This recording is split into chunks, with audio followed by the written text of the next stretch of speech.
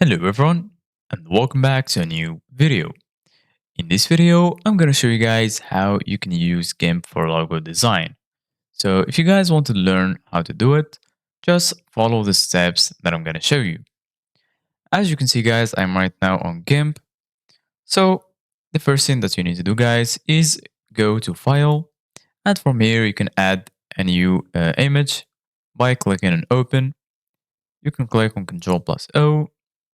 And then, for example, I'm going to select this background, click open, click on keep. And as you can see, guys, the background is added. So as you can see, guys, right here in the left side of your screen, you're going to find all the tools that you will need in order to edit your image or to create a logo. So you're going to find rectangle select, free select, fuzzy select, crop, scale, warp, text tool, paths, and so on. Here you can change the colors, and right here in the top, you're gonna find File, Edit, Select, View, Image, Layer, Colors, Tools, and so on. Right here in the right side, you're gonna find some effects right here. Also some effects or some cropped images from your history.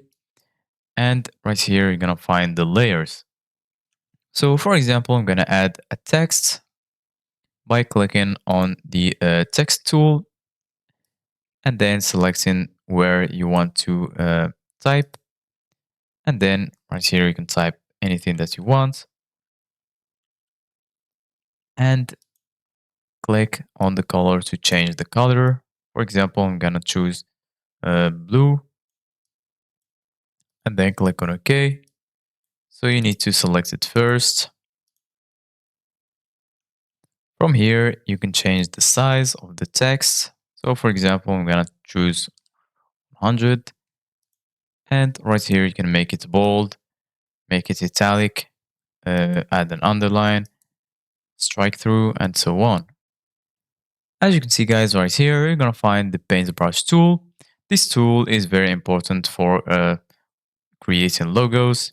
So you can use it as you want. Right here, you're going to find size, aspect ratio, angle, spacing, hardness, force, and so on.